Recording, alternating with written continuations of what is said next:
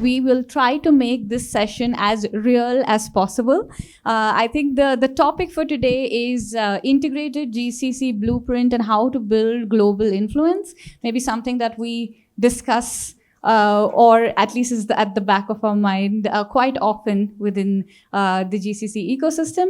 We will be learning from some what we call North Star GCCs. So they have been able to establish this global influence or global integrated GCCs in their leadership journey. We're going to ask them a lot of questions, some difficult questions, and try to, learn from them. I'll also try to bring in the audience towards the end of the session, so you can keep your questions ready, and we'll try to take a few.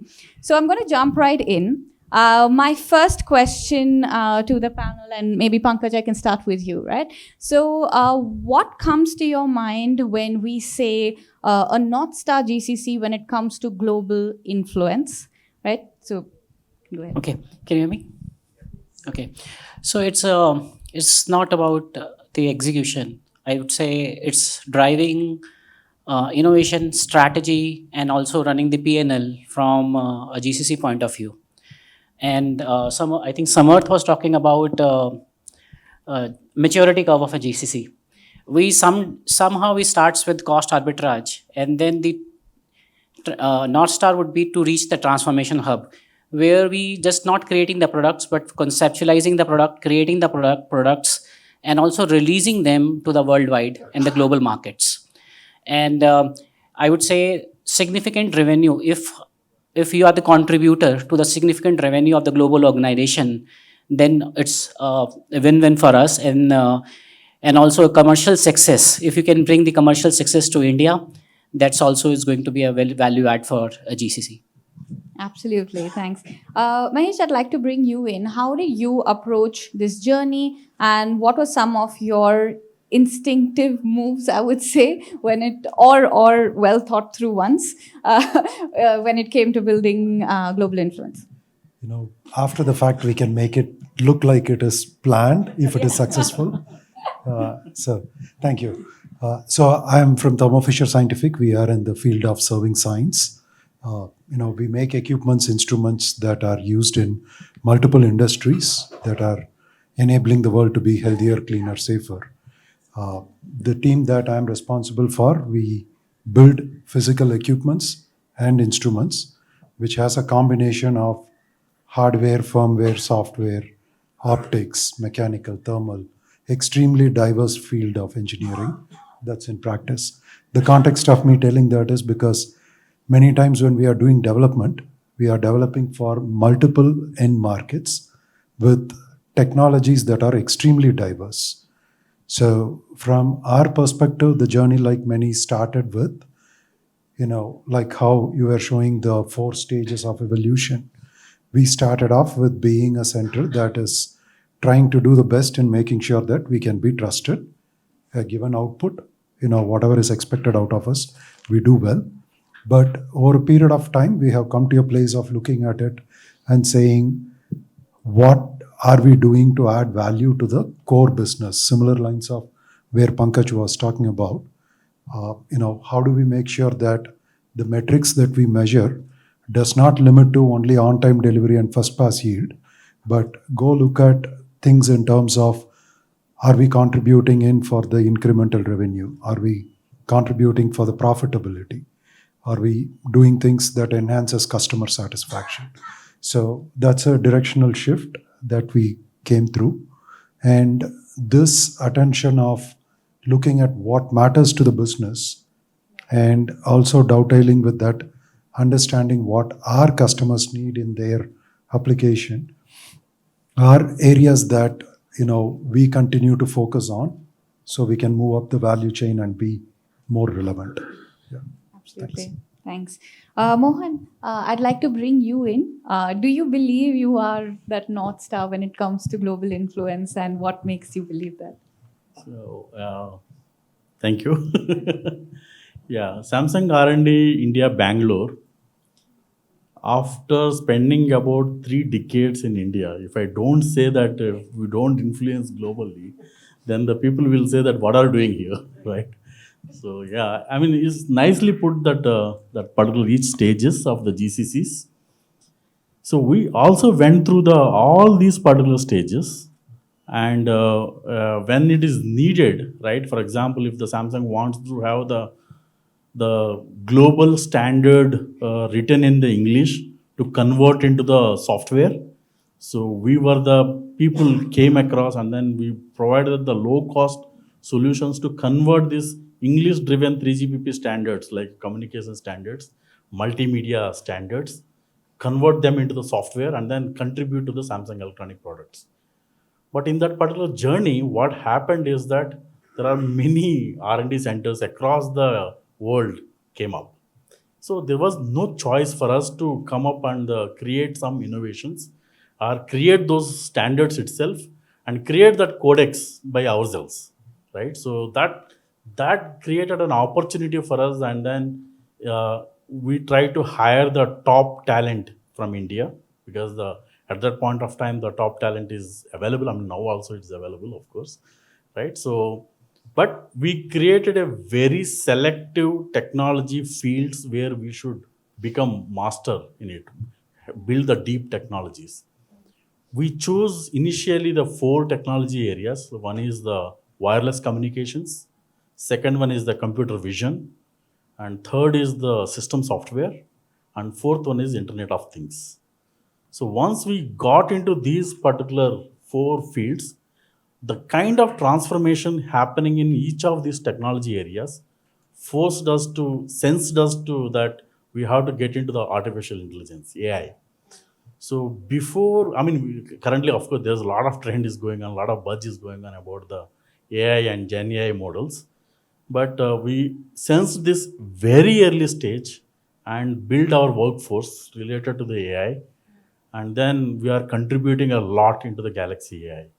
And the last one is, of course, the services.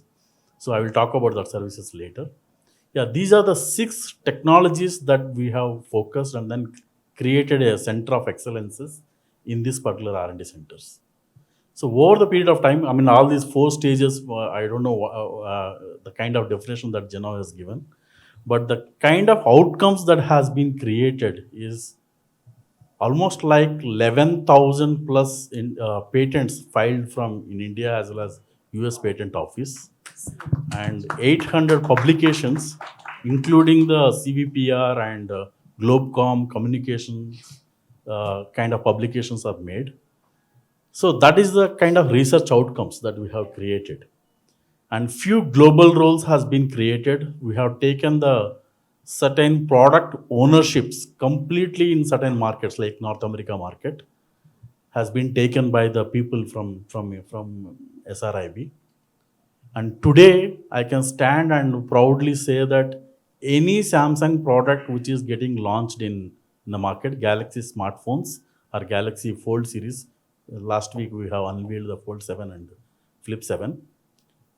50% of the software or 50% of the AI models gets developed from our R&D centers and then make it to the market. So these are the outcomes that have been there.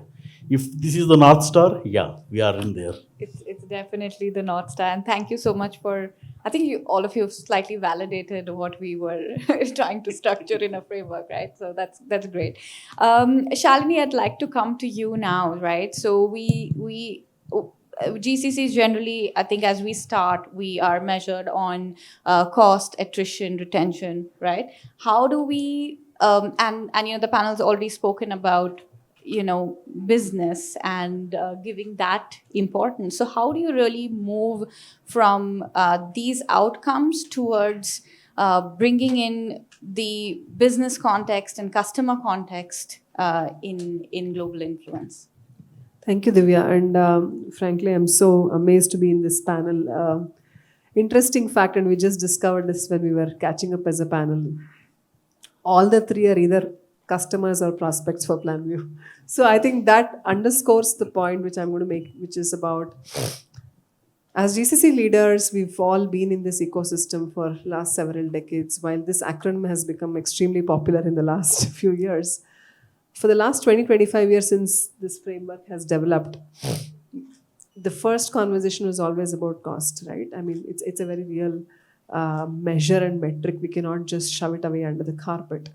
But what we heard in the beginning of the panel from all the three gentlemen, none of them spoke about cost except for low-cost solution to the market. I think that is the biggest shift. What we have been doing in Planview is a portfolio management solution provider, a software solution provider, been in the industry for the last 30, 40 years. And I have the beautiful privilege of working across multiple industries. So this solution, this business works across every business which is going through transformation, from a BFSI to auto to real estate, oil and gas, life sciences, governments. So what we see there is a real change is happening in every industry and organization. But what we realize is that change today has become so much more faster. You've again heard this everywhere. But as GCCs or as entities which are servicing all these businesses, and Planview India being a GCC for such an organization, the unique perspective we have is that we really have taken a very intentional approach to say we are going to be building a huge customer ecosystem for ourselves here. We work across 5,000 odd large B2B organizations across the world. Fortune 50, Fortune 60 of 100 are customers. If you look at digital transformation today, number of analysts talk about different statistics, but people talk of $2 to $3 trillion at a minimum is being parked as digital transformation dollars. I'm not talking about the government ones, the corporations. Out of that, about $400 to $450 billion of transformation pass through our systems. So we see that transformation happening. And what we see as GCC transformation, the reason I'm giving you this context is to say that the story of GCC from cost to value, all of us have heard this headline. But what we see in reality is truly the industries kind of coming together on almost the same set of first principles when they're going through change. Whether it's a health industry, telecommunications industry. And through that, most organizations are leveraging India as their hub for either a talent hub or because our markets are so lucrative and attractive. So as Planview, when we came on board, this is relatively newer GCC. We're 3 years old. We've been there in the past, but really the shape took place probably in 2022. And in 3 years, we took a different spin. I've been very familiar with the 4 stages of Zinnov's framework. We kind of said we'll jump from 0 to 4. So what we did is we leapfrogged most of the stages. Was not at all easy, still a hard one. But the intentional approach was to take the India strategy in 3 dimensions. One is, year 1 of my job, I knew that cost is going to be a key because we were doing cost transformation. So fine, done, that goal is okay. And through that, we transformed about 30-40% of the organization. We went a full 360-degree show, which is from pre-sales, sales, post-sales, product development management, professional services, marketing, shared services, HR, accounting. So we service all of them globally and we set up all of those. Now, year 2 onwards, me and my leadership team can't just keep going back to the cost metric, right? It's done. How much more cost takeout can you do? Now you have to start talking of value. So that's been the conversation. The reason I brought up this transformation is, so that was the first lever. Second dimension we said is, it's a hard one, but we have to take the decision of how do we service our India customer base. That means 2 things for us. One is India domestic market. We have launched that. It's been a slow and steady but very progressive journey. Again, the India GCC is playing a big role in driving that. But we realized most of our global organizations have huge ecosystems sitting out of India because of the GCC ecosystem. So we have jumped right into developing that customer ecosystem, working with them across the life cycle, not just in the product definition, and which is kind of most GCCs do nowadays. We anyway do that in product definition and rollout, but all the way from the deal cycle to how do I do support. Like Thermo Fisher, my friend Mahesh here was saying that I never knew Planview has something in India. My team uses your product. So I was telling him that entire product is now transitioned to India. So we run the entirety, not just from product and service, from a P&L standpoint. So that was a second dimension, which is if you have to drive customer value, directly hitting either the top line or bottom line, both are important, believe me. how do you look at ownership and autonomy in that perspective? Not just how many number of people, what department, how much percentage, right? That was the second dimension. Third was, I think, the India market thing that we spoke about. So we are redefining our value against these three dimensions, and with the genuine intention of really driving our customer ecosystem. So I think that's what we found as a real big unlock, and it's a hard journey. Not everybody inside the organization gets this journey, but I think that's been the biggest North Star for us, because in my previous construct, what we were trying to do over 25 years, we are trying to do that in 2.5 years here. Yeah. That's another another change. It's not because we want to do this. Today's world, especially, I come from private equity based, investor based company, pace is very, very high. The expectations are very high. So I think that's the question that's running in our mind as to, while it's a business and customer centricity, but really, how do you drive profitable growth in a pace that makes sense for investors? It's a very real thing. So let me pause there. Wow. Okay. That's super, and seems like a very, very fast-paced journey that you're really keeping up with. I would like to now maybe bring in Mahesh on this, right? So when we talk about customer context and business understanding, I think one thing even we had as part of the keynote by Pari today, he spoke about how well the India ecosystem understands those workflows, right? And I think you have focused on something similar when it comes to customer and business understanding within your org. So could you share a little bit about that? Sure, thanks. So from our perspective, when you look at it, like I was saying, we get into multiple industry segments. There are areas that we work with, finding the quality of food that we consume, if it is in the right place. We work with organizations like FSSAI in setting the standards so the food can be checked, checking the air quality, water quality, or discovering new material on top of what we do on the life science side. So when you are working on these products, the conversation that we are having primarily around how do we deliver significant value back to the core organization. That's never going to come from, I have X number of headcount. That story is done, like you were telling, in the first year, that story is taken care of. So if we continue to try to grind on it, it doesn't really add value to anyone. Our objective is in terms of looking at, if we need to go make a meaningful change in the products, we try to understand how the customers put it to use and then develop solutions.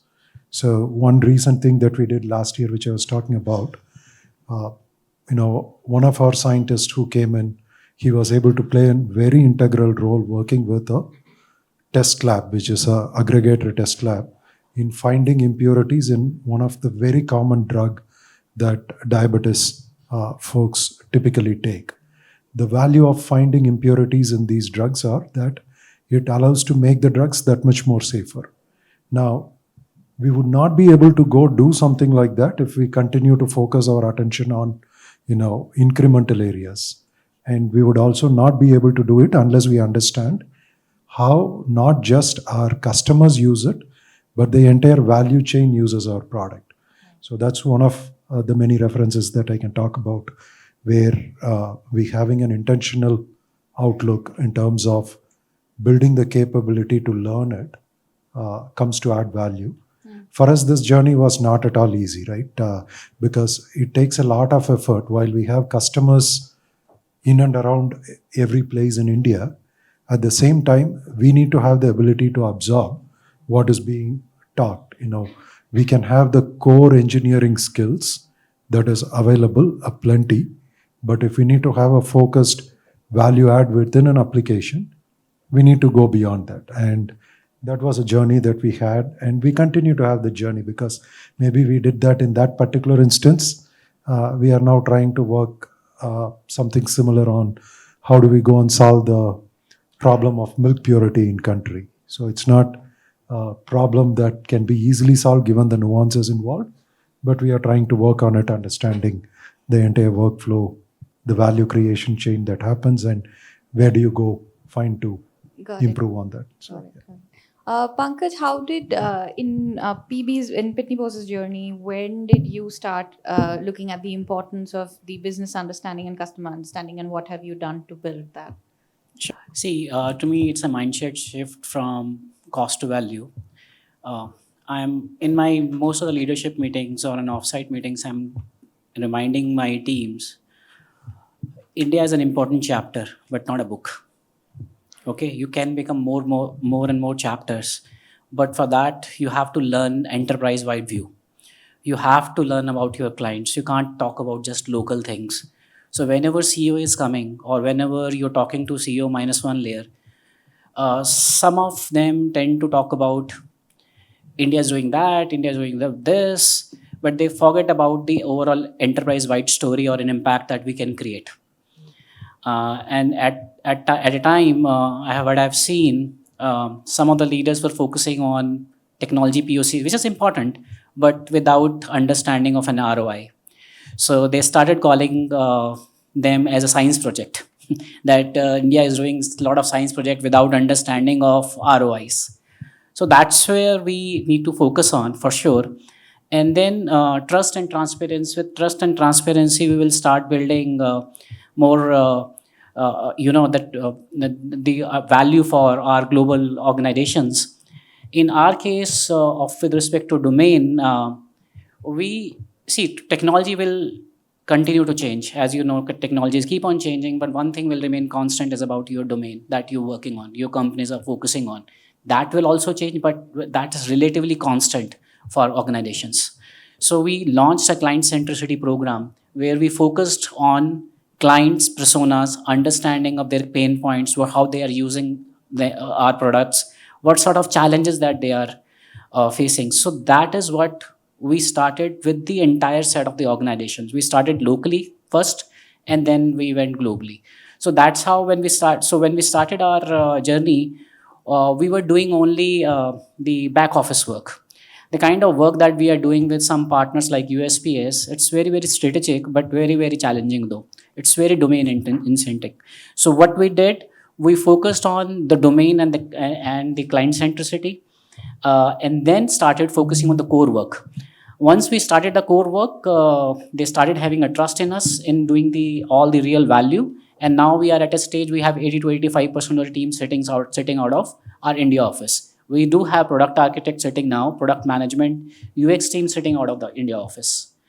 And the last thing is, I would say, every time we, again, our leadership talk, we should talk in the same language, the way the leadership is talking in the boardroom, in headquarters. So I think that is one thing that I'm keep on reminding to my team.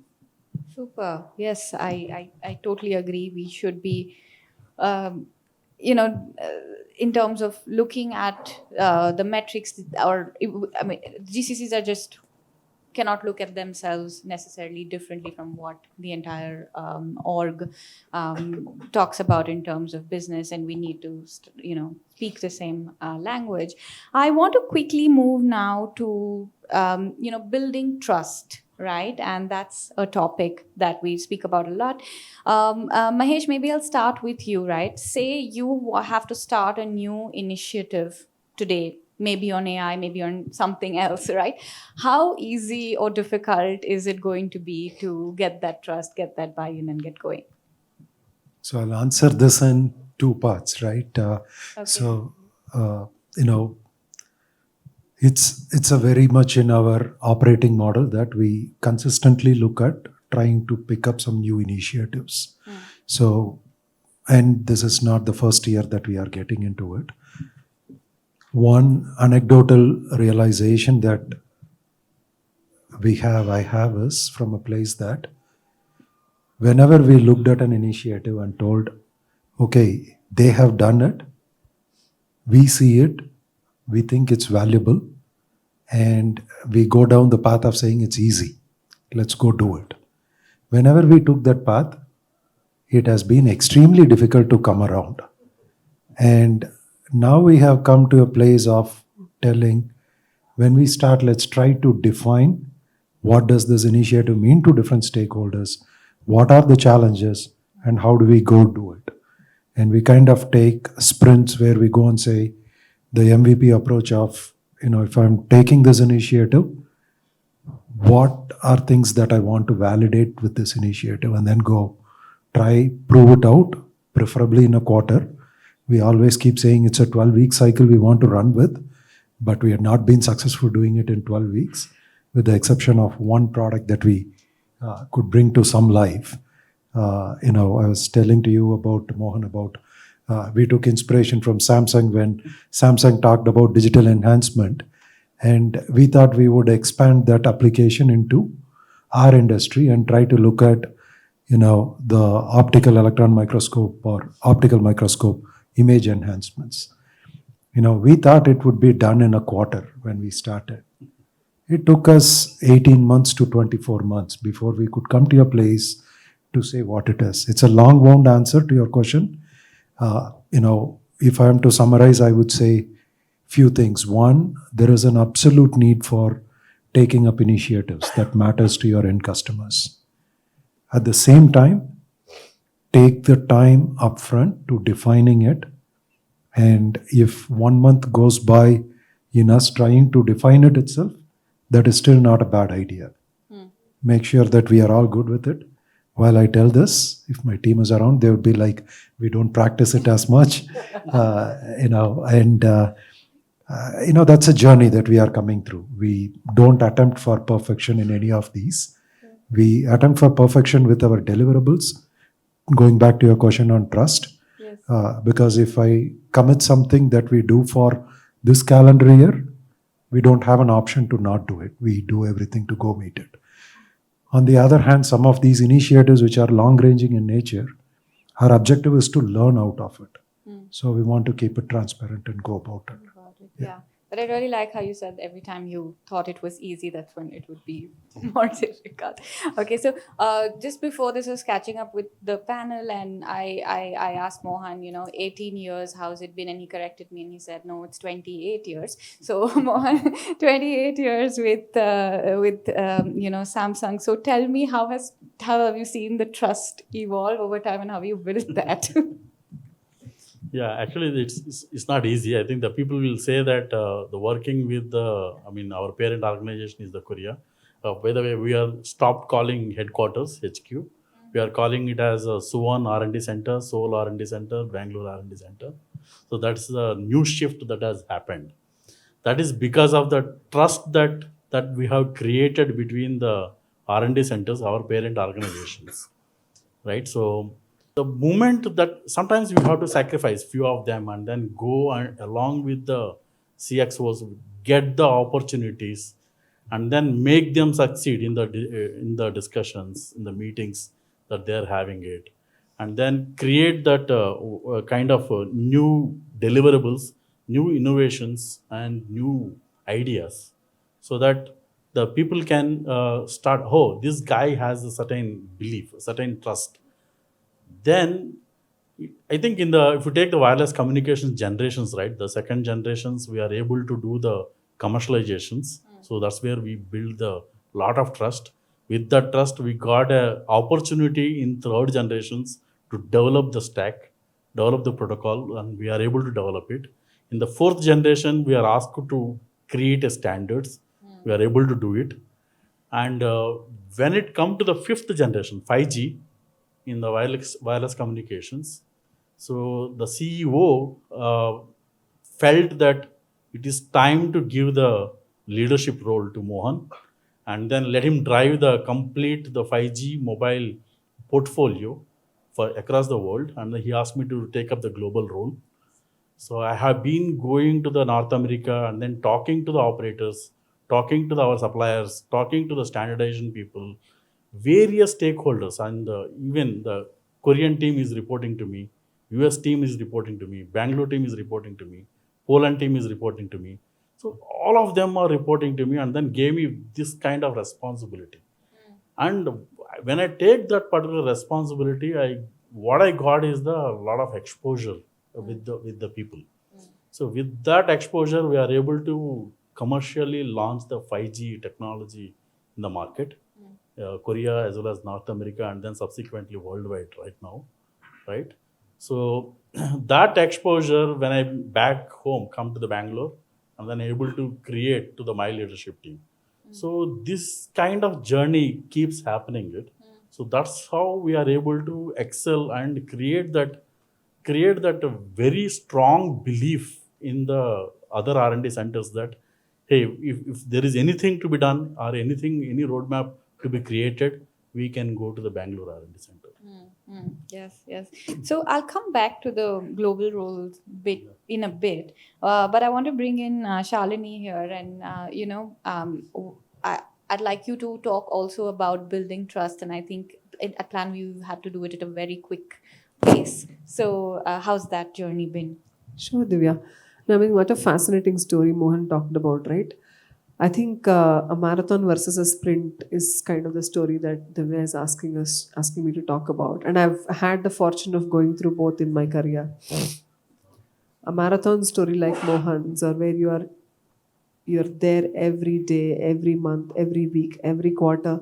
You're delivering, you're building trust organically, you're going through all the changes of the organization, every restructure, but still stand, is a massive success and trust building exercise, which I've had the fortune of doing in a different organization. In Planview, because we took this path of what I call burst transformation, big burst transformation, and then we said settle down and then start driving value. Had to do that in a very, very compressed time frame. So trust is not something which can happen. Relationship based trust takes time, because all said and done, how much ever technology moves fast, all of us are human beings, our nervous systems are still stone age based. We take time to build relationships. So we had to look at all forms of building trust. There's a beautiful definition, if any of you are familiar with speed of trust framework. It talks of trust means reliability. It starts with reliability. Trust talks of consistency. Are you doing what you're saying? Are you saying what you're doing? Are you always there? Trust talks of course, the highest form of trust is in relationship. And I know, like how Mohan said, I know Mohan will get it done. I will give it to Mohan. So that comes in probably the last stage of the trust, right? Reliability, consistency, and third is competence. Competence also builds trust. If you're not competent, nobody's going to be, Shalini is my best friend, I'll give her to do this, is not going to happen in businesses. So I think we looked at all the three dimensions, right? So we built competency, and we involved, even though it was painful, we involved every global stakeholder that's needed in the part of the building process, which meant my 24/7 job was nothing but communication, nothing but evangelism. Then as we were building that, we also said we build the right skills. So skills, competencies, both skills and aptitude. We built that, so it had to be a world-class team, world-class skills coming together. As we built that, we had to build the consistency part of it, because the amount of disparate narratives that remains about India or a GCC or any construct for that matter, which is new to an organization, it's always varied, because each one has gone through their own experience. A lot of them have probably not even done any of this in their lifetimes. So us knowing that, having a consistent way of input output, whether it is being in a meeting, delivering something, if you're a technology, every PI you're hitting your outcomes, if your services, every quarter you're hitting your outcomes. I think that consistency is understated, honestly. I think that we had to bring in rigor from day one, not letting the balls drop. And third is pick the right spots. While we are a microcosm, we are across every product, every function, etc., because that was a business goal we wanted to hit. We also knew, we kind of strategized in terms of what really makes sense for us as the strategic spots, where we will go deep down, we will be the front and center, versus where we will be in a supporting role. And we did all the hard things, which means hard things of taking the most undesirable work and getting it done, to really turning around things, then driving strategic outcomes. Then you're looking also at, see, in a product life cycle, you go through all of it, right? Inception and the emerging products is always the most glamorous and interesting. But then you have growing products, then you have maintain and your mature products. Then you also have the painful part of sunset and lives, where you have to really drop off the products. We as a leadership team said India, we will go through all the 4 stages. We will prove our competency and results in every single one, because it's not about doing the most interesting work. It's about what is the best value you're driving. So that's where they said, okay, we are reliable in irrespective of what is needed for the company. So there was all these elements plus constantly being there. It's a very interesting dance that we need to play as GCC leaders and the leadership team. It's a very nuanced thing. You're always looked at, I call it as an antibody effect, GCC. Antibody effect is you may be good for the company, but you're always first hit with antibodies, right? It's also like an organ transplant framework. We may be good for the organ, so we may be good for the body. So I think having that acknowledgement and continuously being aware, but also not being affected is the dance that we need to play. So I think that's been the journey so far. And try to compress 25 years of learnings into 2 years has been a very, very interesting one. Organization goes through ups and downs. You can't say, oh, India, I'm immune, I will only do this. All this doesn't happen. To Pankaj's point, you are part of the larger organization, you're not a satellite. Yeah. So these all have been the learnings. I think very, very well put. So many beautiful ways of articulating, I think, the experience, right? Pankaj, I'd like to bring you in and specifically ask you about trust and, running initiatives in the context of so much leadership change that PB has seen, and also restructuring that's been out in the news quite a bit. Yeah. So you cannot build trust in a day. As you said, that we have to maintain that trust over the years for sure. Let me quickly talk about some of the challenges. Some of the leaders you might have faced the preconceived notions about the global leaders about India, that what India can do, infrastructure, policies, talent, kind of that. So that we have to fix it. Then second challenges around, I talked about the science project, which we keep on talking about. So that's what the second challenge that we have to fix, building the trust that yes, we can add value, we know ROI. And definitely the third part is building the kind of leadership layer we have to focus on, the kind of enterprise acumen that we are building in our leadership layer. So that these are the 3 areas, and also there is a comparison sometimes going on between the GCCs and the third party providers. Yeah. They are good in some ways, but where we can bring value. That is something that we have to continue remind. I think that is keep on coming in some of the discussions for sure.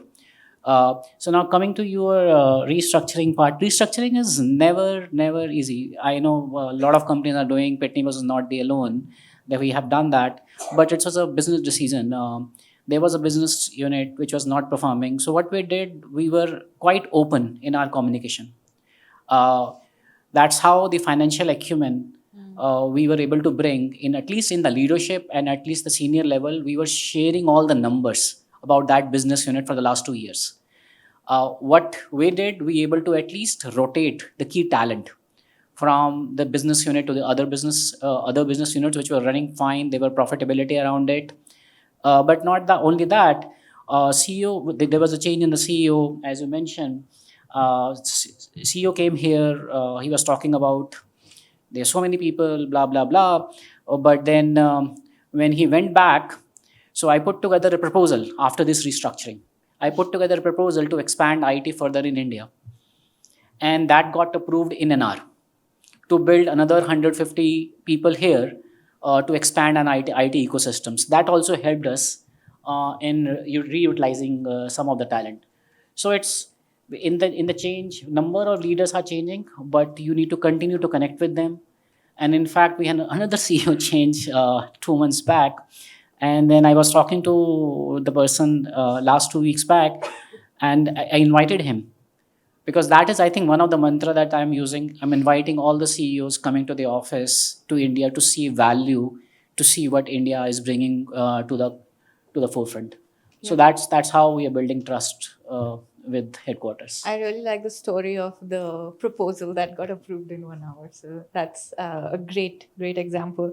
I quickly want to move into the concept of ownership, and how do we look at owning more and more products. And also global roles. I think Mahesh and Mohan, I'd like to get both of you in here, right? Mahesh, so you can tell us a little bit about how do you look at ownership, where do you look at ownership, right? That's one thing. And then Mohan, I'd like you to speak a little bit about more about your 5G journey where you led these global teams. And, if people are to do more of that, then how do they do it from India, right? So Mahesh, we'll just go with you first. I'll keep it quick so we can Yes. hear more on the 5G side. So when it comes to ownership, so we are blessed with a globally distributed organization. We have talent that is in multiple geographies in the world. We take responsibility for the areas that we need to deliver. At the same time, we try and keep to a point of seeing how we can co-lead into activities. There are areas where, for a given program, we could have certain area which is led completely from our labs or offices in India, and there could be some that is done in US or Europe, wherever it is. But the objective is in making sure that we keep the accountability clear, make sure that everyone knows what we should do for the end success, but try to build on the core capabilities that are required towards it. Yeah.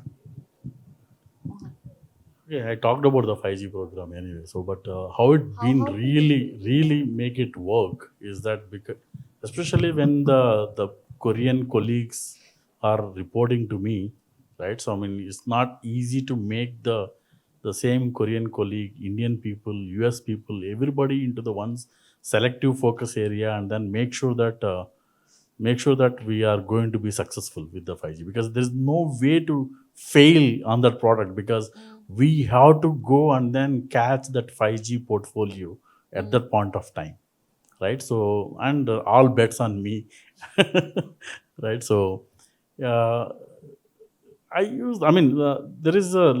call this as a cultural intelligence, probably. I think we need to understand the kind of culture that the people are coming in from each of this area.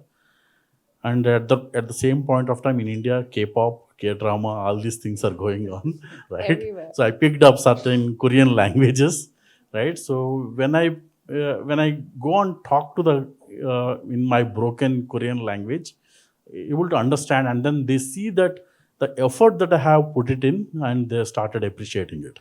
So that's where that one kind of connection, that win, immediate win happened, right? And the second thing is that I been established as a technology expertise in that particular wireless communication area. So I started giving the lot of technology solutions for the problems that they are undergoing. So that they have started appreciating it.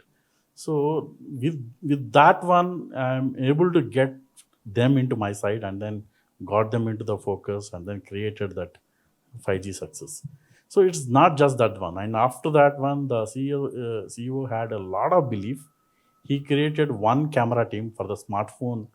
We need to have the camera. Camera is going to be the very crucial element, or key buying factor for our Galaxy phones.